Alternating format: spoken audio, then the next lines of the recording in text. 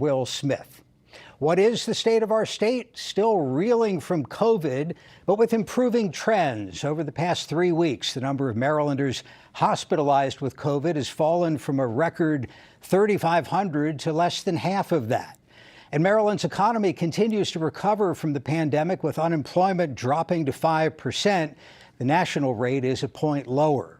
The governor's agenda for the legislative session includes a request to make use of a multi-billion-dollar state surplus to deliver tax cuts, especially to retirees and low-income workers. And on public safety, the governor will again propose tougher penalties for gun crimes. Now live to Annapolis in the old Senate chamber, Governor Larry Hogan. My fellow Marylanders, I'm speaking to you tonight from the old Senate chamber of our historic State House in Annapolis. It was in this very chamber that General George Washington relinquished his command of the Continental Forces, laying the foundation for a new republic with the first peaceful transition of power in our history. 238 years ago, the Revolutionary War ended right here in this very room with the ratification of the Treaty of Paris. For Maryland and for our nation, this is a place where great things begin and where great things are accomplished. And it is from this hallowed place that I have the privilege to report to you on the state of our state. What makes the state of our state strong is the caliber and character of our people. Earlier today, we laid to rest 3 of our true heroes of the Baltimore City Fire Department who tragically died in the line of duty: Lieutenant Paul Buttram, Lieutenant Kelsey Sadler, and firefighter Kenny Lacayo. Far too often, our first responders don't get the appreciation they deserve. It shouldn't take a tragedy like this to remind us of the tremendous debt we owe to all of our firefighters, police, and first responders. In memory of Kenny, Kelsey, and Paul, I ask for all the people of Maryland to find a way to say thank you to those who run toward the danger as others run from it. It has now been 7 years since you first granted me the honor of serving as Maryland's governor, and there has not been a single day, good or bad, when I was not grateful for the privilege. I'll never forget that snowy day when I stood on the steps of this State House to be inaugurated as the 62nd governor of Maryland. I spoke about the wedge politics and petty rhetoric being used to belittle adversaries and to inflame partisan divisions in America. I vowed that day that the politics that have divided our nation need not divide our state. And I pledged to create an environment of trust and cooperation where the best ideas rise to the top based upon their merit, regardless of which side of the aisle they come from. I pledged to bring fiscal responsibility and common sense to our state capitol, to make Maryland more competitive and our state government more responsive, to provide tax relief for families, small businesses, and retirees, to improve education for Maryland's children, to protect our environment, and to rebuild our crumbling infrastructure. Our mission was to change Maryland for the better, and tonight I'm proud to report that we have done exactly what we said we would do. And because of that, the state of our state is strong. By any measure, stronger and better than it was when we began our mission. Together, we have changed Maryland for the better by facing our fiscal challenges head on, easing the tax burden, and paving the way for historic economic growth and record job creation. We changed Maryland for the better with record investments in education 8 years in a row to prepare our children for the opportunities of the future. We changed Maryland for the better by protecting the health care coverage of Marylanders and providing lower insurance rates for the first time in a decade. We changed Maryland for the better with historic funding for Chesapeake Bay restoration efforts, program open space, and other land preservation programs, and by setting bold goals to reduce greenhouse gas emissions.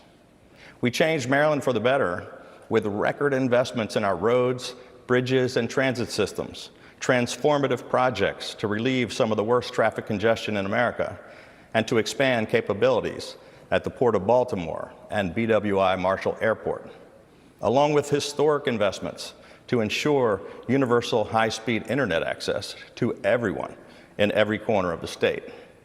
We have been able to accomplish these things despite some formidable and unforeseen challenges. None of us could have imagined how we would all be tested by a once-in-a-century global pandemic and the unprecedented turmoil it has caused. The lives and livelihoods lost, the unimaginable personal and economic hardship. We stepped up and rose to the occasion by bringing to bear the entire arsenal of government and public health. We mobilized the citizen soldiers of the Maryland National Guard to lead strike forces into nursing homes, to save the lives of our most vulnerable, to stand up surge tents at hospitals, to transport life-saving equipment, and to administer tests and vaccines.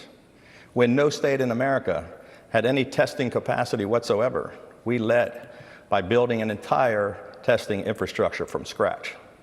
When hospitals were overflowing, we added 6,000 additional surge beds and stood up new field hospitals.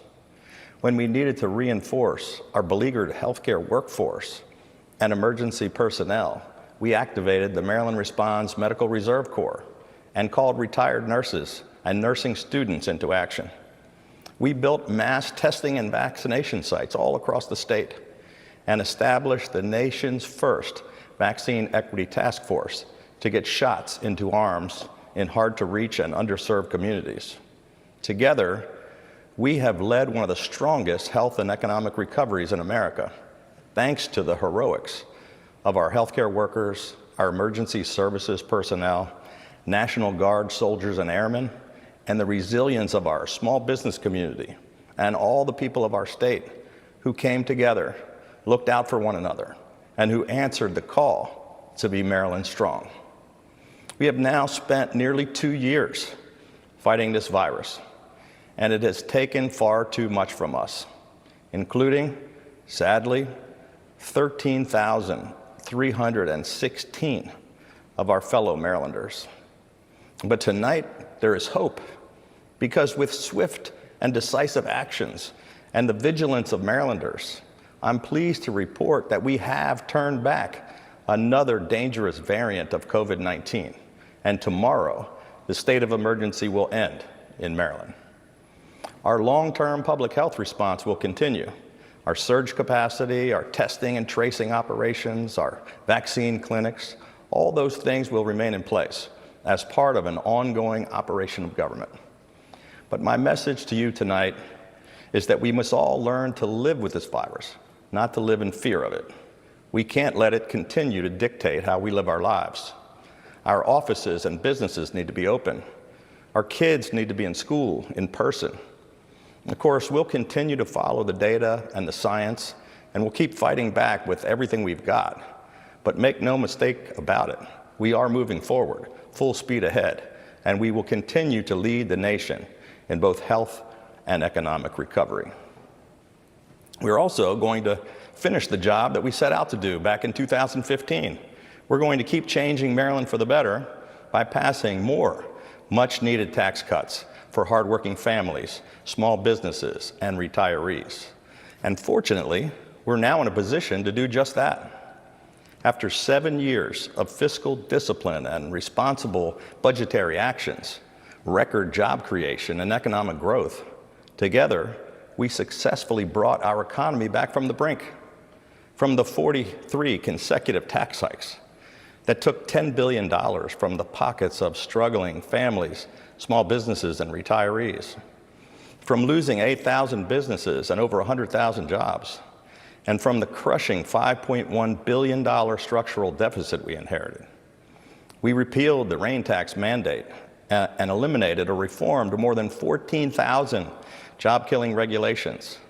We cut tolls at every single facility in the state. The first time tolls have been cut in Maryland in 50 years. We passed the Relief Act of 2021, the largest tax cut in state history, nearly unanimously, which provided $1.45 billion in urgently needed tax relief and economic stimulus. We have now cut taxes, tolls, and fees 7 years in a row by more than $2.7 billion. We changed the mission of state government to be unabashedly pro-jobs and pro-business, and we experienced the biggest economic turnaround in America. We launched innovative initiatives like More Jobs for Marylanders, which helped us go from 50th in America in manufacturing to adding more manufacturing jobs than 39 other states. In spite of all the pressures of COVID-19, inflation, and the supply chain crisis, we were able to keep most of our economy open throughout the entire crisis. As a result, our economic recovery is one of the very best in America. Our unemployment rate is the lowest it's been since before the pandemic, and a national survey named Maryland as the most improved state for business in America. Not only have we submitted balanced budgets every year, but for the first time in nearly a quarter century, the state of Maryland is projecting a long-term, structurally balanced budget well into the future, including a $2.5 billion surplus, the largest ever in state history. And we put a record $3.6 billion of savings into our rainy day fund. Our fiscal health and our economy are stronger than they have been in decades. But changing Maryland for the better means continuing to help the working families and seniors on fixed income who are getting squeezed by inflation and higher costs. So we introduced the largest tax cut package in Maryland history, more than $4.6 billion in additional much-needed tax reductions. Our state's sky-high retirement taxes remain the one area where we are still not effectively competing with other states. Over the course of our administration, we have been successful in passing targeted retirement tax relief for our military retirees and our hometown heroes, our law enforcement, fire and rescue, corrections, and emergency personnel. But that's not enough. The time has come for the General Assembly to finally pass the Retirement Tax Elimination Act to eliminate every single penny of state retirement taxes for everyone, so that Marylanders who have spent their lives working and raising a family here and contributing so much to our state can afford to retire here in Maryland, near their kids and grandkids. Each year when I've proposed critical tax relief for seniors, legislators have said, we just can't afford it. Well, with our economy booming and our fiscal health stronger than ever before, we can't afford not to do it. Our tax reduction package includes $650 million more in tax cuts for hardworking families. And to help our small businesses continue to grow, we're eliminating even more costly fees and red tape. And we're proposing legislation to codify Project Restore and to make it permanent, to incentivize new business growth and to create even more jobs in downtowns, on main streets, and in communities all across our state. And we're going to enact the More Jobs for Marylanders Act 3.0, a successful program we first enacted in 2017 and then expanded in 2019, which incentivizes and encourages the creation of more jobs where we need them most. Changing Maryland for the better also means finally enacting our legislation to combat violent crime.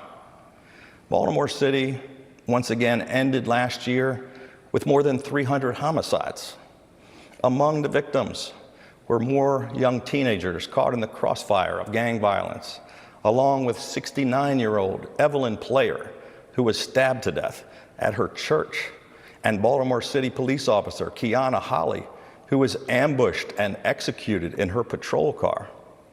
On the very first day of the new year, a 16 and 17-year-old were gunned down in a triple shooting, becoming the first victims of 2022. And just last week, Cheryl McCormick, a 51-year-old grandmother who was working as a DoorDash driver, was gunned down during a robbery in Northeast Baltimore. And Chelsea Patterson, the general manager of a popular restaurant in Little Italy, was fatally shot in Fells Point. It was the deadliest January in the city in nearly 50 years. The reality is, no matter how much money we invest or what state actions we take, Baltimore City will not ever get control of the violence if they can't arrest more, prosecute more, and sentence more of the most violent criminals to get them off the streets. The people of Baltimore deserve results from their city leaders and legislators, not more empty platitudes and broken promises. Year after year, we have introduced tough anti-violent crime legislation that is supported by more than 80% of the people of Baltimore and more than 80% of every demographic everywhere, all across the state. But those pleas for action have been repeatedly ignored. Enough is enough. The time has come for Baltimore City to take back its streets and communities once and for all. Tonight, on behalf of all the people who are sick and tired of all the senseless violence, I'm calling on the leaders in both parties and in both houses to immediately pass and send to my desk the Violent Firearms Offender Act to increase penalties for those who use guns to commit violent crimes, and the Judicial Transparency Act, because the public has a right to know about the sentences judges are giving or not giving to the most violent offenders. People are being shot and are dying nearly every single day. It's time to put the politics aside and to finally get this done. There can be no more excuses. Homicides and violent crime waves are surging in nearly every major city across the country. And the violence terrorizing our neighborhoods and cities is only made worse by divisive politics and the demonization of the dedicated men and women who risk their lives every day to keep us safe. Law enforcement agencies in Maryland and across the nation are struggling to attract and retain qualified officers. There could not possibly be a worse time for anyone to call for defunding the police or for cutting funding for public safety. The reality is that our police are underfunded and under attack, which is why we launched a $500 million Refund the Police initiative to help recruit and retain more quality officers, to increase diversity and expand community policing efforts, to improve training, to teach better de-escalation techniques, and to provide body cams and other technology and equipment upgrades for state and local police departments all across Maryland. Since we announced our Refund the Police initiative, many cities and states have begun to follow our lead. Even some of the most progressive cities, like New York, Chicago, and San Francisco, are now agreeing that we need more investment in public safety. Time and again, our police, our firefighters, and first responders bravely answer the call. And as long as I am governor, we will continue to stand with them and continue to fight to provide them with the support and the resources they need to keep our communities safe. Our nation is bitterly divided. We need to find a way to fix the broken and toxic politics that is tearing us apart. We need to restore trust and fairness to our political system by allowing voters to pick their elected representatives rather than having politicians pick their voters. Gerrymandering is partisanship at its worst. It's a cancer on our democracy. And Maryland has the unfortunate distinction of having the worst, most gerrymandered districts in America. Maryland legislators had the chance to right that wrong. We introduced fair maps, which were created by Maryland's nonpartisan Citizens Redistricting Commission. But legislators replaced them with maps that they drew up in secret behind closed doors, which have been universally criticized, receiving a flunking F grade by the Princeton Gerrymandering Project. These maps make a mockery of our democracy. Fortunately, the courts, not the legislature, will be the final arbiter. In his farewell address, George Washington warned that partisanship would create a spirit of revenge that would undermine the reins of government and lead to the ruins of public liberty. My fellow Marylanders, in this historic place where the founding principles of American democracy were born, And here in our great state, where Francis Scott Key wrote of a flag that was still there, where Frederick Douglass and Harriet Tubman forged the path to freedom, where Thurgood Marshall fought for equal justice under the law, we still believe in the power of coming together to change things for the better. And we still believe that what unites us is greater than that which divides us. To those who say that America is too divided, that our political system is too broken and can't be fixed, I would argue that we have already shown a better path forward. And if we can accomplish that here in Maryland, then there's no place in America where these very same principles cannot succeed. So tonight, as we reflect on all that we have accomplished together, and as we embark on the hard work still left to be done, I want to once again say thank you to the people of Maryland for giving me this incredible honor of serving as your governor. This truly is the most important work of my life, and I pledge to you that I'm going to keep giving this job everything I've got every single day that I am given. Let's finish the work we started together. Let's keep changing Maryland for the better, and let's continue to set an example for the rest of the nation so that America can once again be a shining example to the world. May God bless the great state of Maryland and the United States of America.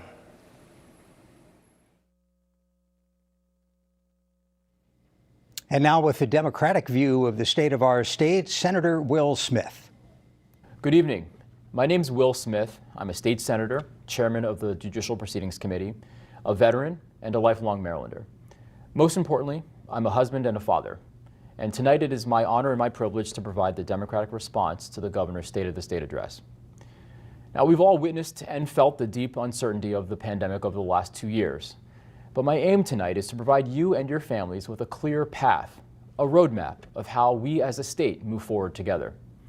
Maryland Democrats have responded to the pandemic and the turmoil it created over the last 2 sessions. But now it's time to look to the future.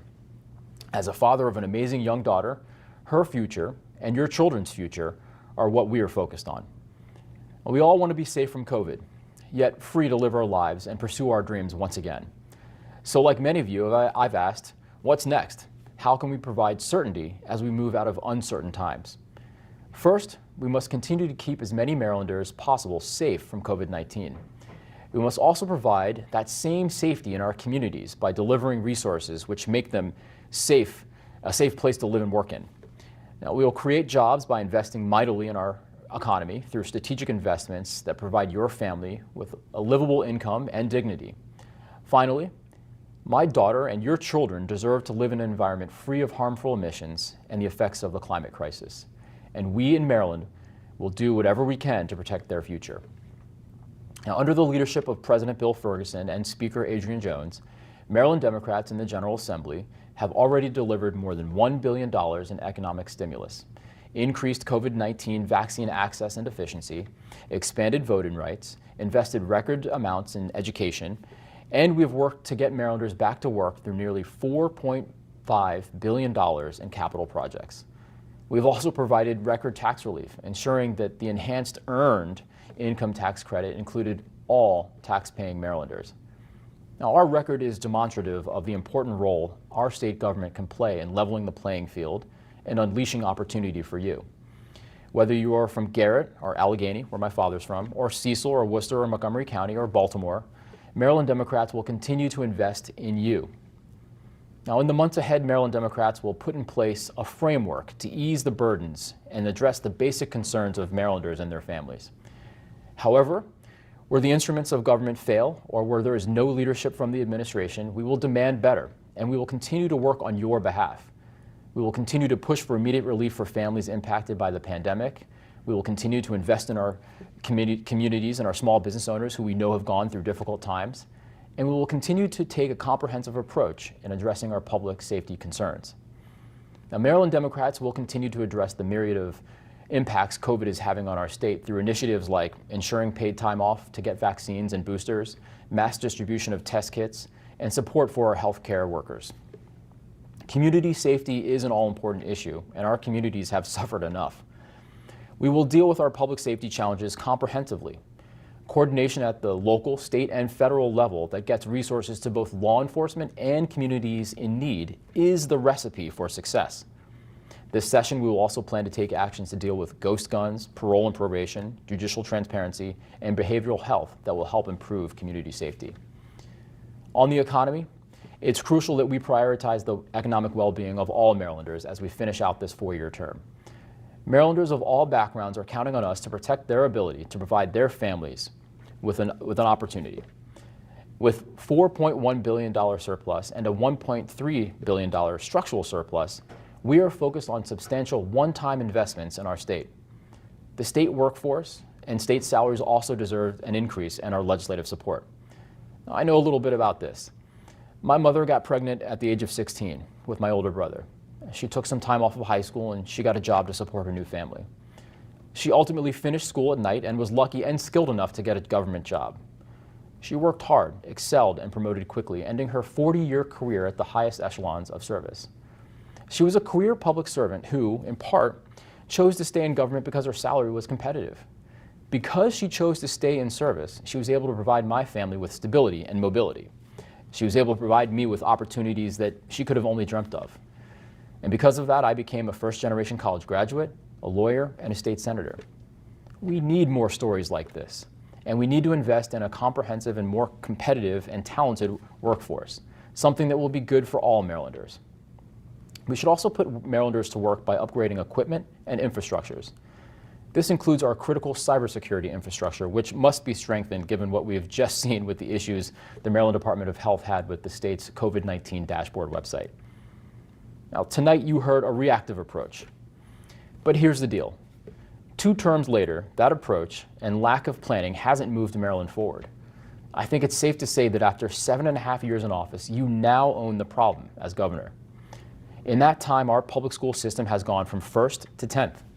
We've botched investments in public transportation, leaving hundreds of millions of federal dollars on the table. And with more than 6,000 government positions gone unfilled, a record, your government has become considerably less efficient and less responsive.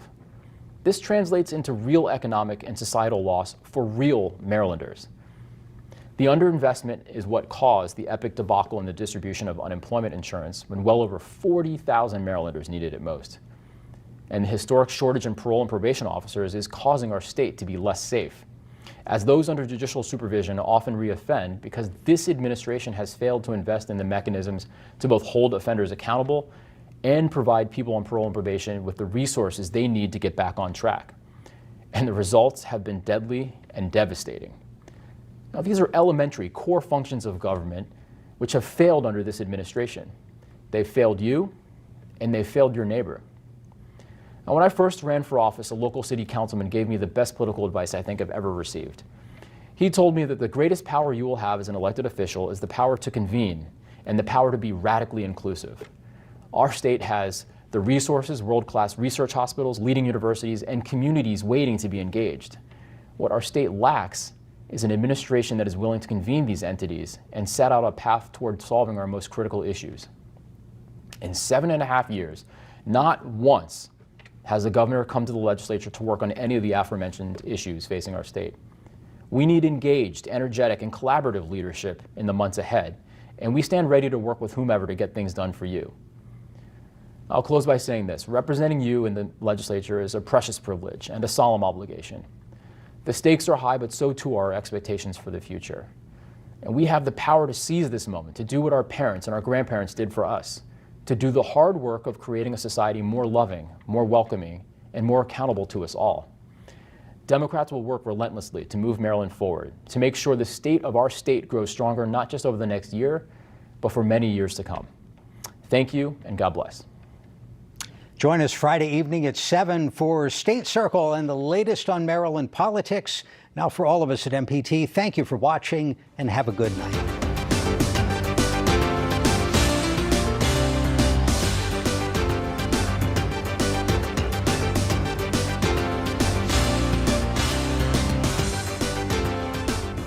You're watching MPT.